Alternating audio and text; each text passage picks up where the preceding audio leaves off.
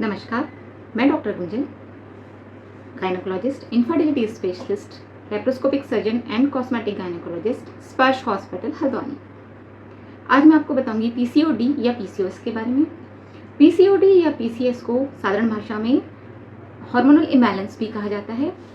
ये reproductive age group की महिलाओं की सबसे कॉमन बीमारी है।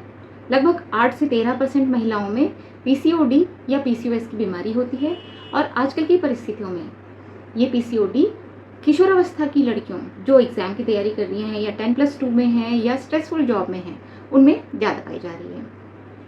ये लीडिंग कॉज है इनफर्टिलिटी का आजकल के समय में। यदि इसके कारण पे आए तो पीसीओडी के लिए 30 से अधिक जीन जिम्मेदार होते हैं, इसलिए इसकी पैथोजेनेसिस कॉम्प्लेक्स एंड मल्टीफैक्टोरियल है। आजकल की परिस्थितियों के अनुसार यदि देखें तो अनियमित दिनचर्या, अनियमित खान पान और अत्यधिक तनाव का लेना इस इम्बैलेंस को स्टार्ट करने का प्रमुख कारण बन गया है।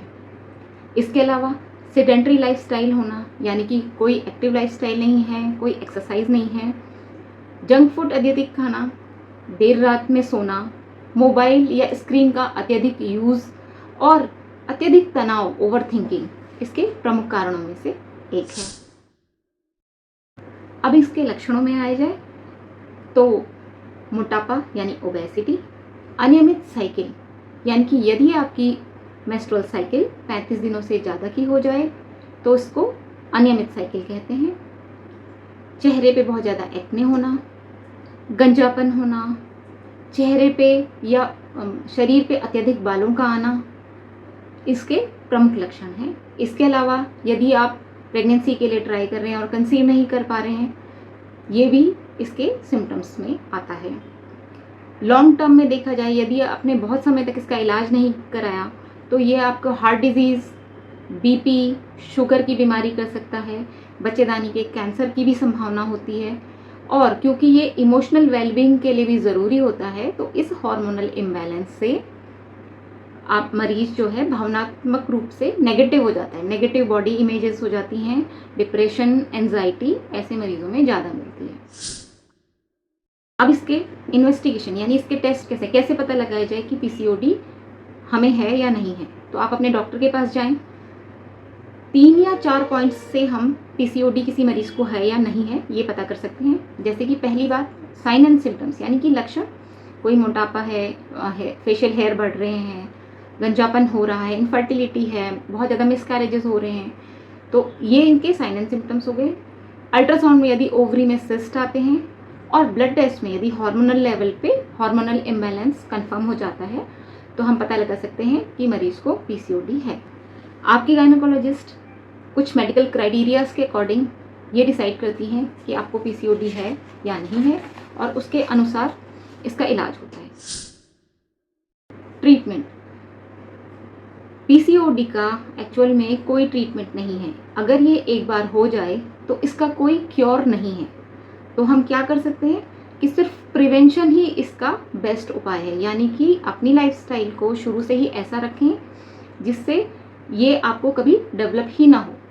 पर यदि डेवलप हो भी जाता है तो कुछ ट्रीटमेंट मॉडलिटीज से आपके लक्षणों को, साइन सिम्टम्स को या जो भी चीज़ हो रही है उसको ठीक किया जा सकता है। तो ये डिपेंड करता है कि आपके हार्मोनल लेवल्स कैसे हैं, अल्ट्रासाउंड में क्या आया, आपके लक्षण कैसे हैं, उसके हिसाब से पता चलता है कि आपका क्या इलाज होना है और कितने समय तक चलेगा। अब लाइफस्टाइल मॉडिफिकेशन में आते हैं। लाइफस्टाइल मॉडिफिकेशन में कुछ पॉइंट्स होते हैं जो हमेशा ज़रूरी होते हैं, जैसे कि आपके सोने का, उठने का टाइम फिक्स होना चाहिए, आपके खाने का टाइम फिक्स होना चाहिए, ज़्यादा पानी आप 8 से 10 ग्लास रोज़ पिएं, आधे घंटे की एक्सरसाइज या एक्टिव लाइफस्टाइल ज़रूरी है। अपनी डाइट में fresh fruit, vegetables, nuts, green tea, antioxidant चीज़ें शामिल करें। टेंशन ज़्यादा ना लें, स्ट्रेस ज़्यादा लेंगे तो भी हार्मोनल इम्बैलेंस होने की संभावना होती है। मोबाइल को ना जेब की पॉकेट में रखें, ना सोते समय सर के नीचे, क्योंकि ये रेडिएशन भी पीसीओडी को स्टार्ट करने में सहायक होता है। उसके अलावा मेडिकेशंस होती हैं जो आपकी गायनेकोलॉजिस्ट आपको प्रिस्क्राइब करेंगी और उस मेडिकेशंस को आप 3 to 6 मंथ्स लेंगे तो ये आपकी साइकिल और बाकी सिम्टम्स कंट्रोल हो जाते हैं। एक बार पीसीओडी हो जाता है तो उसमें प्रेगनेंसी जो होती है ट्रीटमेंट से इजीली हो जाती है, शायद वैसे ना हो। तो मेन एम ये होता है इसमें कि आप अपने आप को फिट एंड हेल्दी रखिए। फिट एंड हेल्दी रखने से ये होगा कि आप हार्मोनल इम्बैलेंस से हमेशा बचे रहें। यदि आप बिना दवाइयों के पीसीओडी को कंट्रोल करना चाहते हैं तो यदि एक बार जब आपका ट्रीटमेंट कंप्लीट हो जाए उसके बाद नियमित दिनचर्या, नियमित खान पान और तनाव मुक्त जीवन इसका मूल मंत्र है इससे बचे रहने का। धन्यवाद।